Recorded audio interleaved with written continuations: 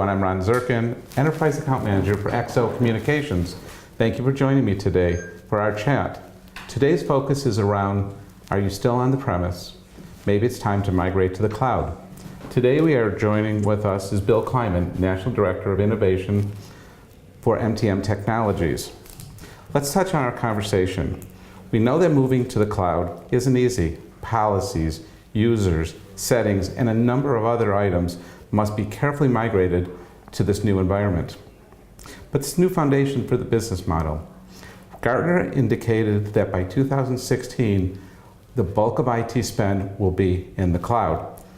But this is a spectrum of things, and there are inherent dualities, and there are items within the cloud that are spawning: public cloud, private cloud, hybrid clouds.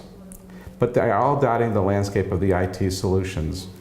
Because of the basic issue of what is the cloud, the question really is, how will my business evolve?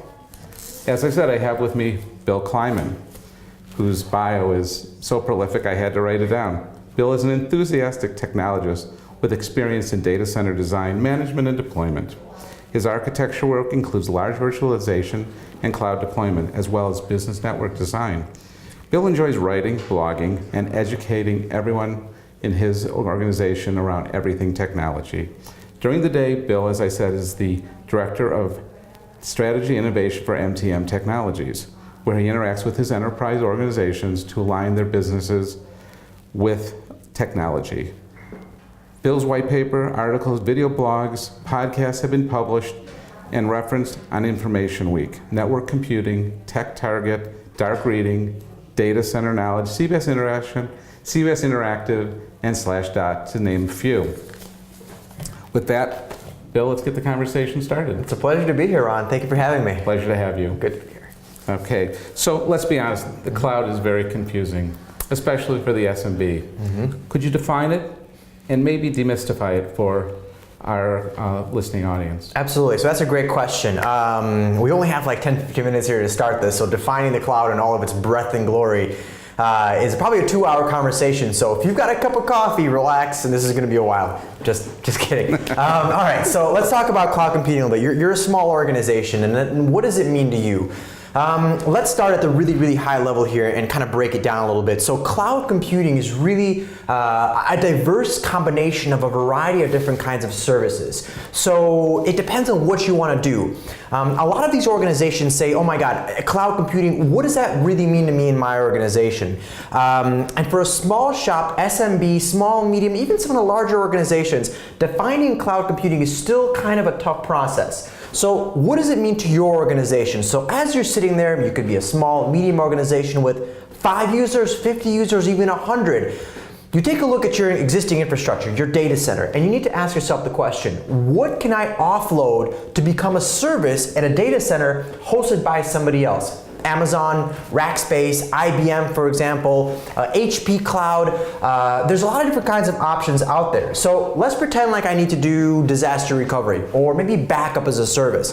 Well, I'll take a look at my existing environment and I'll say, you know what? I'm going to offload this set of servers and these services directly to the cloud. Call Amazon and say, hey guys, these are my requirements and my needs. I have this much space that I need to upload. I need to have these kinds of requirements for my storage. This is what I want to use, guys. What's the price? And you take that price and you compare it against, CapEx, OpEx costs, but I'm sure we're going to get into that in just a little bit. So defining cloud is somewhat of a challenge, but it's not. Basically, it's a set of services that are delivered via the internet that can be hosted somewhere else, and the exact actual resources, like the servers and the physical resources, you don't own them, but you lease them, you use them. It's a pay-as-you-go model. So ultimately, what is cloud? It is a big network of interconnected data centers, all bringing a variety of services down to the end user, down to the organization. The intricate workings, don't worry about that. You got me, people with really smart architects. You're gonna ask Ron if you want. But that's where the design actually happens, the communication, the security, which we'll talk about as well. From the high level definition, you as a business owner or owner, as a person in the small and medium business market, need to understand that I have a service that I don't want to control anymore. Let me see if the cloud can do it. And that's how cloud services and cloud computing actually work and is defined, and how it impact the small and medium business. So in a very very small nutshell, Ron. That's going to be the best I can do for defining well, cloud. you brought up a good point, and I hear it all the time. How can I move to the cloud? Is it secure? Can I meet with the compliance requirements that I have? And people are concerned. So speak to that issue, security. Is the cloud secure? Can I be compliant? You're asking a very relevant question during some very, very relevant times. Wow, is the cloud secure? Yes, let's start there. If you take a look at some of the biggest breaches, especially happening recently, you take a look at Sony, right? Target, Home Depot, Anthem, 80 million records. Oh, yeah. Really good records too. I mean, these things that I can't change, and now they have access to that kind of information. That's scary. But here's the real thinker. Here's the actual kicker. Where did those breaches actually happen? They weren't in the cloud. They were on premises, at an on-premise data center. So maybe we've had it all wrong, Ron. Guys listening out there, maybe we've had this misconception around cloud computing where, oh, it's in the cloud, I don't own it, it's no longer secure, where some of the biggest data breaches in history have all happened on on-premise data centers. So maybe... So what you're saying is, when we talk about security, the answer is rely on organizations that are much larger, that have the need for security and have the know-how in order to keep your data secure. So cloud computing, their line of business, how they actually make money is to host and secure your workloads. They were born of the cloud era, which means security is a direct line of business for them. People like Anthem, just using them as an example, their line of business is health services. They're there to design and build health services specifically for organizations. Yes, security is important, absolutely critical for that company, but it's more of an add-on. It's not their line of business. Again, it's to provide healthcare services. So what does that mean for you guys? I mean, obviously you might not be an Anthem or somebody as big as Sony or a Target. Moving to the cloud absolutely needs to be considered by an organization as a real viable option to move your critical workloads into some kind of a hosted service like an Amazon. Now you asked something very important, compliance, right?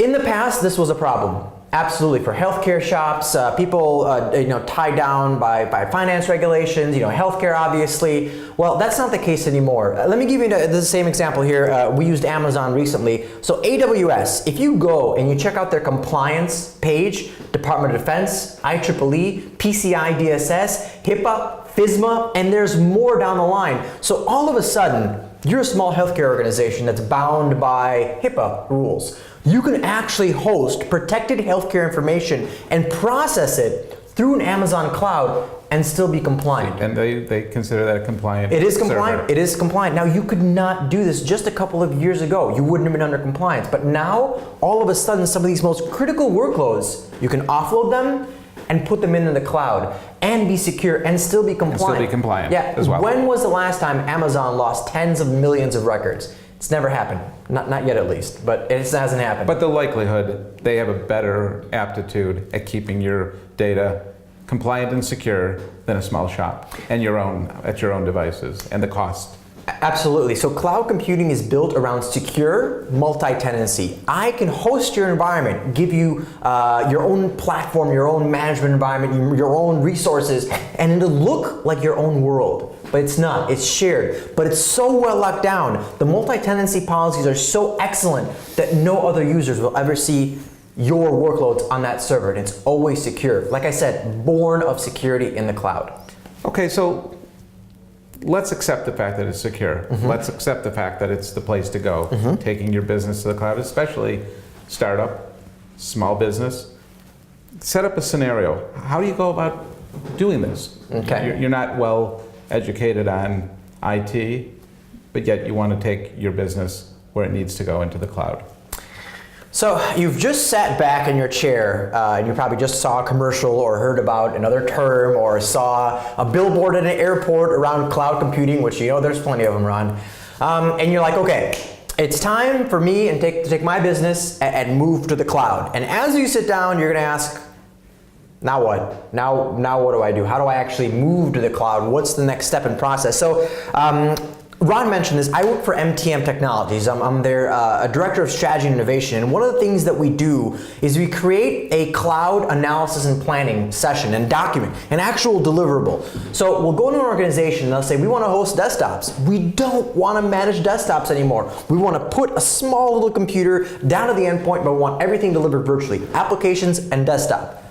What do I do now? So through analysis and planning for your cloud environment, you have to do this in a multiple step process. Talk to your users, right? You have to interview them. How are they processing? How are they actually getting and consuming all of this data? Do they need a laptop? Do they need a monitor? How are they getting all this data? Then you take a look at the workloads. How much resources do they need? Compute, power, storage, network. How much does this cost right now versus how much it'll cost in the cloud? Then you begin to take a look at the cost structure of cloud computing. What are my service level agreements? How much do I need as far as resource utilization? What is the best cloud model for my organization? And this analysis now, I just did it at a very, very high level. Also, we're looking at WAN optimization, we're looking at disaster recovery, backup practices, but this process gives you a living document where you take a look at it, and depending on what you're trying to host, whether it's an application, a database, a website, a web portal, all of these require a little bit of analysis and definitely a bit of planning, because you can't just say, here's a server at Amazon, go. It doesn't quite work that way. You have to make sure that the experience is solid, that everything is secure, that you have direct connectivity between the two sites, but it's not that hard. Which brings up another good point. There's so many options. And if a client is going to look at the cloud, is it an all or nothing kind of decision? How do you go into this planning, bring them into the cloud, and the options that they have? How do you evaluate these different offerings? Ron, that's a really great point. Is it all or nothing? It's not. You can offload small pieces of your environment. Let me give you a great example. A small organization like you listening, or even a medium-sized organization, right now, you can spin up an instance in Amazon, free, test it out. Just test it out. See how it works. See how easy it is to access in there. See how easy it is to process all of this. You can offload very specific parts of your environment. Now, this is a part of what I was talking about. It's not that hard, and it's getting a lot easier to do this. The planning process is critical, making sure you understand how your users are working today versus what it looks like in the cloud. And then you create a cost structure. You're offloading capital expenditures and creating operational expenditures where you're no longer managing hardware. You might even be owning the licenses in some of the software. You're strictly paying for it as you go, which creates unbelievable scale, creates unbelievable ways to better access your customers' resources, to give your customers resources and your clients. And ultimately, what you're doing is creating an organization capable of mobility. I'm not talking about the cell phones, all the million devices that we have. A truly mobile organization that can scale when I need more resources or fewer, pay-as-you-go model. When you have a user that's using a variety of different kinds of devices. When you need to centralize, secure, and deliver really, really rich content that you just don't want installed at the endpoint anymore. This is how cloud computing impacts your business. So you have real anecdotal kind of experience with your clients. I guess especially for the entrepreneur, the startup, the SMB market, they can't make a mistake. What will be the impact? What will be the positive impact if they move their business or begin their business in the cloud? First things first, understand what the cloud is. I know we have 10, 15 minutes here while we're talking, Ron, and it's important you take the time and really see what this infrastructure as a service, this platform as a service, this cloud model really means for your organization. Let me be blunt. If you are an engineering firm and you have 5 to 10 engineers and they're all using a computer automated design or SolidWorks or something really, really heavy, maybe cloud computing isn't for you because that application is so intense that it needs to be living on a local PC. What if you're a telemarketing office or you do call center operations? Not big, small, but those workloads, those applications, they simply don't need to be running at the endpoint. So to your question, how do I start? Where does this go? What does the business model actually look like for a small organization? Today, it's easier to move to the cloud than ever before, mainly because there are so many different kinds of definitions and how it can be applied to your business. It really comes down to what do I own today that I don't want to own anymore, that I want to offload as a service somewhere else. And I offload those costs and I see what the TCO is and what the ROI is on those kinds of projects. And ultimately, based on experience and what we've done, it's the architecture, it's understanding what's going to be going in there, and all of that pre-planning, taking the guessing game out of cloud. Right? Because you understand exactly the experience and the cost structure, the 3 to 5 year cost structure, and what you're actually going to be hosting out there. Do not dive into the water with both feet. Don't do that. Take the time to work with a professional. I'll fluff up my collar here. Reach out to MTM Technologies and ask us about this. We'll do an analysis and planning plan for you. It's not just the major organizations out there either. The small shops need to do this as well. Once you find out, once you understand this is how my users are accessing data, this is the kinds of applications I have, you'll have a clear image of what you can and cannot move into an actual cloud environment. So it's important to plan, to understand what the cloud can be to you, as opposed to what it may not work for you. Because every organization has different nuances, different requirements, and it's important to talk to organizations like MTM Technologies and others to understand the impact and if it will help them. Because ultimately it's not a one size fits all. There's a lot of options, and they have to understand the growth of their business as well as what they're actually going to get from a cloud environment. So defining that a little bit more, right? We're talking about cloud computing today, but there's micro segments of cloud, right? So we've got private cloud, which is your cloud, your own data center, your own servers that are providing applications to your users. There's a hybrid cloud, which is your data center connected to like an Amazon, for example, and there's a direct link between the two. Or there's strictly a hybrid cloud, which is everything in Amazon AWS, and I have some small instances, but mainly all of my workloads and everything is delivered via a hybrid or a public cloud environment, which is the Amazon AWS example. There's something we need to understand. You mentioned this statistic a little bit earlier. By 2016, next year is going to be just an absolutely defining year for cloud computing, as more and more of my companies and organizations have these not only conversations, but actual migrations and movements into the cloud. Gartner had this great statistic. I think it was by 2017, half of enterprises are going to have some kind of initiative or some kind of deployment in the cloud. That means if you are an organization right now and you're thinking about cloud computing, stop and act. Actually take a look at this environment. Begin to explore how this can impact your business, because there's a great saying, Ron, to outcompute means to outcompete. So the last thing you want to do is see your competitors create a more agile environment, create a platform that they can deliver applications faster, where their users can access workloads faster, and where you are still incurring costs of your own physical data center. You don't have to do that anymore. It's a lot easier to explore a platform that is very diverse, much more conducive to a small and medium business, and the pricing has gone down as well, where it's a lot more cost effective to offload existing platforms into a cloud-like environment. So I asked you here today because we'd met, I enjoyed listening to you speak, and I knew how enthusiastic you are about technology. I also knew how well schooled you were on what has been. Give me some prognostication on the cloud out the next few years, and what people should be seeing, and how the business environment will be positively impacted by that. Okay, so you're asking me to give you a forecast on the cloud. Okay, I won't hold you to it. A couple years from now, we might revisit that. Here's the cheesiest line you're going to hear during this conversation: weather forecast, cloudy, and with a bit of cloud. Oh, that's awful. That's awful. I hope they don't edit that part out. All right, so let's kind of talk about that briefly. The forecast for cloud computing. It's going to become a dominant model for how we consume and deliver information. United States government and government agencies, universities, publicly traded organizations, and the trickle-down effect is certainly happening, where these small and medium shops are moving towards a cloud environment.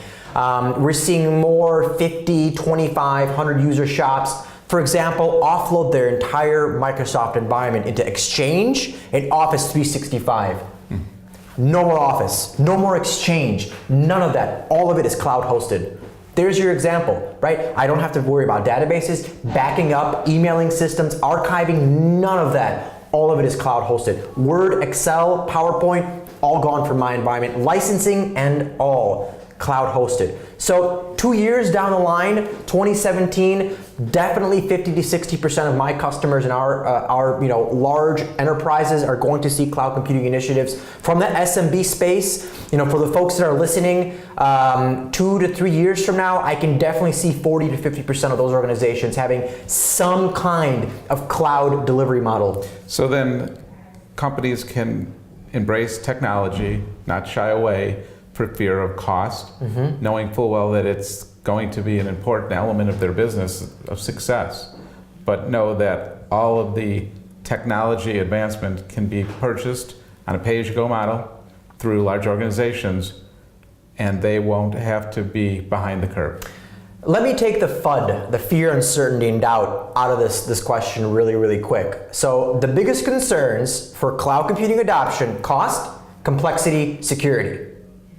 Just let's break it down on the table. Cost, complexity, security. Cost is coming down drastically to be able to compete because the market is definitely growing, and there's more small and medium businesses adopting this, so they have to make that cost very competitive. So that barrier is very, very quickly breaking, if not broken already. Complexity. It is significantly easier to extend your existing environment into a cloud platform, creating a connection, migrating workloads, doing that off hours, minimal disruption. That's an important other part here. And security. Tell me the last time a major breach happened at a cloud provider. Right? Write it in the comments that you see below this video. You're not going to be able to. It just hasn't happened yet. I have to put that key in there. Sure. But it has happened at on-premise data centers. So cost, complexity, and security are all finally at a point where you can feel comfortable deploying this kind of model, and they're only going to improve moving forward. So in order to wrap it up, because our time is running short, businesses have to do what they do well. Technology is an integral part, and organizations like Microsoft Azure, Amazon Web Services, SoftLayer, and to name Rackspace, to name a few, have decided they're going to take that business part from the entrepreneur and allow them to excel at their business and have technology as something that will be an attribute as opposed to another line item that they have to deal with on a day-to-day basis. Great. Well, you know what? I appreciate it. I hope to have you back here soon, but I'm afraid that we're going to wrap up today. You can find Bill at MTM Technologies on their new MTM.com website. They're also available on LinkedIn and Twitter, and as I said, you'll see Bill Kleyman. Prolific. He'll be on articles. Now that you know the name, you'll say, I know Bill. Well, thank you very much to the audience. Special thanks to everyone for joining us today. Have a great day, everyone. Bill, thank you very much. Thank you very much, Appreciate your Ron. time.